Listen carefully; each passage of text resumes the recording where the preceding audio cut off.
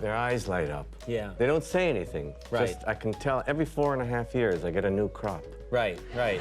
Because the mamas won't let them see it until they're about 4.5 years old, Right. 5 years old.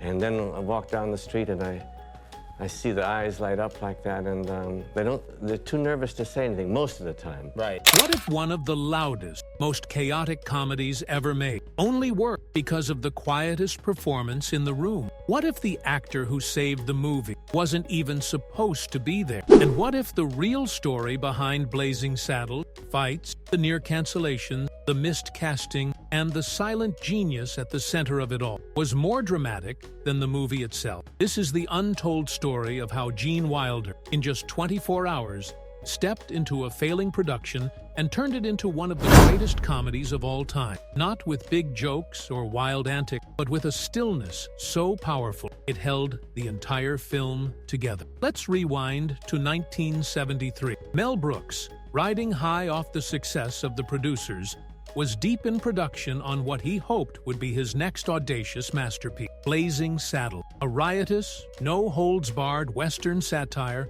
designed to tear apart Hollywood cliches, poke brutal fun at racism, and lampoon every sacred cow in American culture, all while delivering slapstick comedy as loud and outrageous as the genre allowed. The casting seemed perfect. Brooks had secured Gig Young, Oscar-winning Hollywood veteran, to play one of the film's most important characters, the Waco Kid. On paper, Young was ideal, a respected, seasoned actor who could bring gravitas to the role of an aging, broken gunslinger with a tragic past and shaky hand. The role required a balance of seriousness and comic timing, and everyone believed Young was the man for the job. But then, the cameras rolled. From the very first take, things felt off. Young stumbled over his lines. His forehead glistened with sweat under the hot set light. His hands visibly trembled. Some of the crew assumed he was committing to a deeply intense method, acting routine. The truth was dark. By mid-morning, Gig Young collapsed on set. Terrifying reality emerged. He was in the throes of acute alcohol withdrawal. Production screeched to a halt. The studio was already jittery about the film's controversial content, and now their lead supporting actor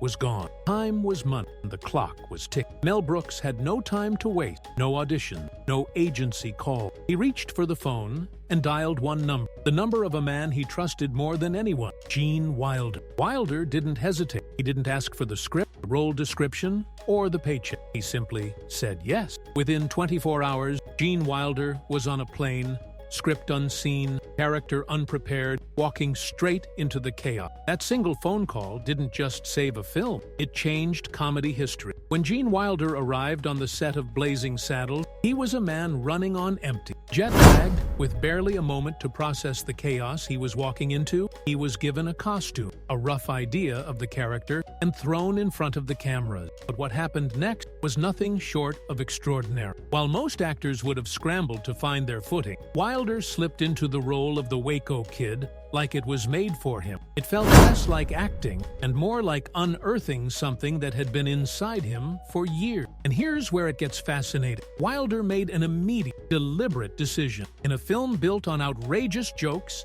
slapstick brawls, and characters literally punching horses, he would play it straight. No over-the-top reaction, no exaggerated facial contortion, no comedic mugging for the audience. Instead, he channeled something else: weariness, sadness, and quiet reflection. The famous jailhouse scene where the Waco Kid confesses his hands shake and he's lost his nerve wasn't just a gag. It was a moment of raw, human vulnerability. You could see it in Wilder's eyes, a mixture of sorrow, exhaustion, and maybe even a bit of personal truth. It hit differently because it was real. Mel Brooks would later admit that this subtle performance became the unexpected anchor of the entire movie. Without Wilder's grounded portrayal, the absurdity of Blazing Saddles risked spiraling into a loud, cartoonish farce. The Waco Kid wasn't just another comic sidekick. He was the heart of the film. A broken, tired man who had seen too much of the world's stupidity and cruelty, and in doing so, gave the audience something to hold on to amid the madness. It's a choice no one expected, and it's precisely why it worked. Here's where the story takes another wild, bittersweet turn. Richard Pryor, the most electrifying, fearless comedian of his generation, wasn't just attached to Blazing Saddles. He was at the heart of it. Pryor was one of the film's key co-writers. His voice shaped its razor-sharp satire on race, injustice, and American hypocrisy. Many of the film's most iconic, uncomfortable, and hilarious moments bear the unmistakable imprint of Pryor's raw brilliance. And originally, he was meant to star as Sheriff Bart, the cool, clever black outsider who outwits a town full of racists. But when it came time to cast the role, Warner Brothers blinked, terrified of Pryor's public controversy. From arrests to on-stage outbursts to highly publicized drug use, the studio executives pulled the plug. They wanted the fire of Pryor's writing, but not the risk of Pryor himself. The role ultimately went to Cleavon Little, who delivered a charismatic, perfectly timed performance that more than earned its place in cinema history. Even so, Pryor's ghost haunts the film. You can hear his cadence in the dialogue, feel his anger beneath the jokes. He was there, just not on screen. Gene Wilder later called Pryor's rejection one of the biggest missed opportunities in Hollywood, and he knew what he was talking about. Just a few years later, Wilder and Pryor would team up for Silver Streak and Stir Crazy, creating one of the most iconic comedy duos of all time. Their chemistry was instant, explosive, and unmatched. Now imagine if that magic had started in Blazing Saddles, with Pryor's fire matched against Wilder's quiet storm. It remains one of the great Hollywood what-ifs, a pairing that almost happened, a masterpiece that was already legendary, but could have been something even more dangerous, more daring, and more unforgettable. On the chaotic, unpredictable set of Blazing Saddles, Mel Brooks was the storm, a whirlwind of ideas, jokes, last-minute rewrites, and on-the-fly gags that pushed the boundaries of what Hollywood dared to film. The atmosphere was electric, but also tense. Between studio executives breathing down their necks, unpredictable improvisation, and the delicate balancing act of handling race, slapstick, and satire in one combustible packet, it was a powder keg waiting to blow. And through it all, Gene Wilder was the calm. He wasn't loud, he didn't jockey for attention, but those who worked on the film consistently described him as the quiet center of gravity. Between takes, while others cracked jokes or debated punchlines, Wilder would pull a co-star aside, offering a soft suggestion on timing, a tweak to a line delivery, or a subtle gesture that made the scene land hard. Some even nicknamed him the unofficial director of tone, the one person who instinctively understood when the film was at risk of tipping too far into farce or losing its emotional core. And it wasn't just Blazing Saddles Wilder was thinking about. During long, chaotic shooting days, he started tossing out an idea to Mel Brooks in hushed, passing conversation. What if the grandson of Dr. Frankenstein wanted nothing to do with his family's history? It wasn't a formal pitch, just a creative. Those quick, casual chats would blossom into Young Frankenstein, one of the greatest horror comedies ever made. Wilder would not only star, but co-write, proving once again that beneath his quiet exterior was a fiercely imaginative storyteller waiting for the right moment to strike. Gene Wilder's brilliance in Blazing Saddles wasn't just about what he did, it was about what he refused to do. In a film bursting with slapstick, sight gags, and characters who broke the fourth wall without a second thought, Wilder held his ground. He didn't oversell a line. He didn't wink at the camera. He never begged for a laugh. Instead, he delivered moments like his now iconic deadpan, "You know, moron," with a dry, casual indifference so perfectly timed, it left the cast and crew gasping for breath behind the scenes. The stories from that set have become legendary. Mel Brooks himself had to physically leave the room during takes because he couldn't stop laughing. His snorts and cackles were ruining the audio. Sound technicians and camera operators would cover their mouths, desperate not to crack. Even Cleavon Little, a master of cool charm,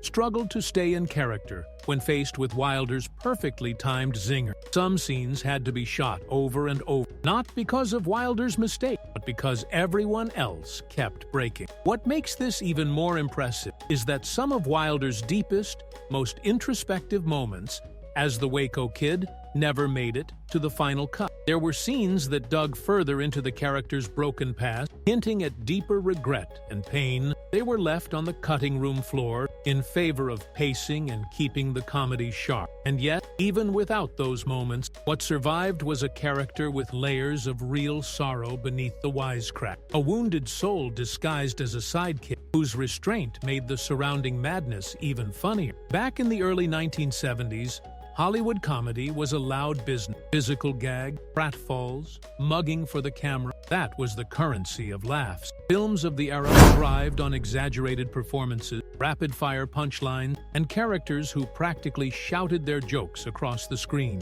And then along came Gene Wilder, who quietly flipped the script. In a movie packed with outlandish antics, men punching horses, fourth wall-breaking gags, and an infamous campfire scene no one saw coming, Wilder chose stillness. Lines like, "Are we awake?" didn't land because of their volume or wild delivery. They landed because he played them deadly serious. No smirk, no raised eyebrow, no comic signaling to the audience. He said them like a man genuinely exhausted with the world around him, and that, paradoxically, made everything else funnier. Wilder's Waco Kid was the eye of the storm. His restraint provided the necessary contrast to the madness swirling around him. In comedy, contrast is king, and Gene knew it. The louder and crazier the scene got, the quieter and more grounded he became, creating a kind of comedic tension that made his moments unforgettable. But this wasn't just a clever acting choice, it was a reflection of Wilder's entire philosophy. He believed that great comedy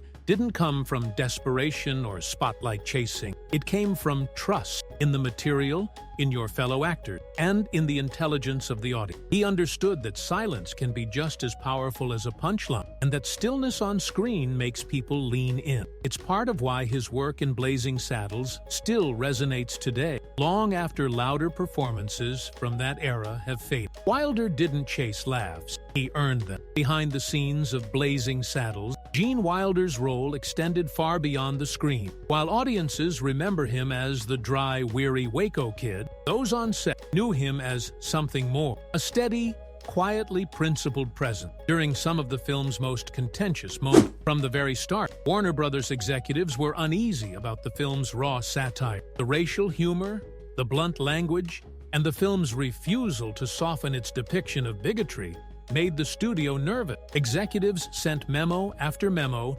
demanding script changes, suggesting the removal of entire scenes, and urging Mel Brooks to tone it down to avoid controversy. And while Brooks was famously defiant, it was Gene Wilder's quiet, unwavering support that often kept him steady. Wilder wasn't a producer. He didn't have a contractual say in the final cut, but he was one of the few people Brooks trusted implicitly. When studio notes poured in suggesting cuts to lines like, "Where are the white women at?" or asking to dial down the ignorance of the townsfolk, it was Wilder who urged Mel to leave them in. He understood something fundamental about satire. It isn't meant to be comfortable. Its job is to unsettle, shine a light on ugliness through humor so sharp it stings.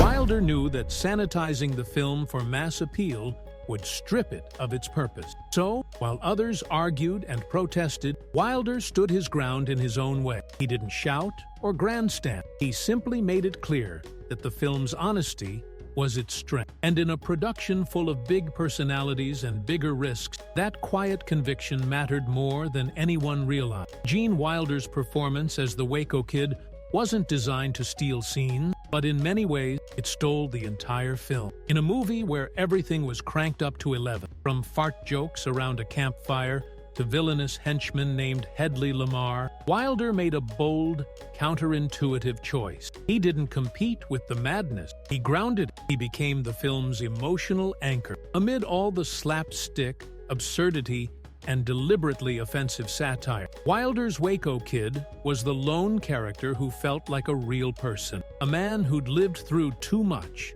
seen too many gunfights, and was simply tired of the world's stupidity. That restraint gave the film unexpected weight. And though it may not have been immediately obvious to audiences in 1974 who were too busy laughing at the film's outrageous gags, over time, people began to recognize just how crucial Wilder's performance was. While the broader, flashier performances aged into period pieces, Wilder's subtle work held up. His dry delivery, weary glances, and perfectly timed silences feel just as sharp today as they did 5 decades ago. Modern comedians and actors have cited the Waco Kid as a masterclass in understated comedy. True, sometimes the funniest man in the room isn't the loudest, but the one who barely raises his voice. It's part of why Blazing Saddles remains a classic, and why Gene Wilder's quiet brilliance is now seen as one of the film's greatest strengths. He wasn't just another character in a spoof. He was the steady hand that held the whole beautiful mess together. While the broader, louder performances aged into nostalgia, Wilder's work deepened. His scenes, once funny, became meaningful. His silence became profound. It's no coincidence that Blazing Saddles was selected for preservation by the National Film Registry for being culturally, historically, and aesthetically significant. It checked all 3 boxes, and Wilder was a big reason why. Gene Wilder didn't save Blazing Saddles by storming the screen. He didn't outshout the slapstick or out-crazy the chaos. Instead, he stepped into a whirlwind and chose calm. In a film where every character was louder, cruder, or more outrageous than the last, he trusted the stillness, understood something rare about comedy, that sometimes the quietest person in the room holds the most power. And in doing so, Wilder didn't just deliver a memorable performance.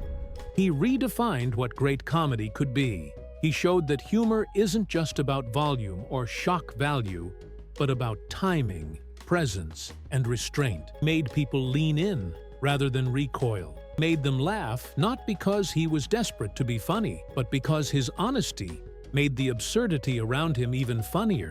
It's a lesson that feels more relevant than ever. In a world drowning in noise, with entertainment constantly vying for attention, bigger explosions, bolder stunts, and louder punchlines, maybe what we need most is a reminder of the power of a well-timed whisper. Gene Wilder left us more than great characters. He left us an example of how to be heard without shouting, how to make an impact by making space for others, and how to anchor madness with grace. And that's why his performance in Blazing Saddles still resonates today. If this gave you a new way to look at Gene Wilder or Blazing Saddles, hit that like button, subscribe, and let us know in the comments which of his moments still sticks with you. Want more deep dive behind-the-scenes stories like this one? Tap the bell and click the video on your screen now. Trust me, you won't want to miss it.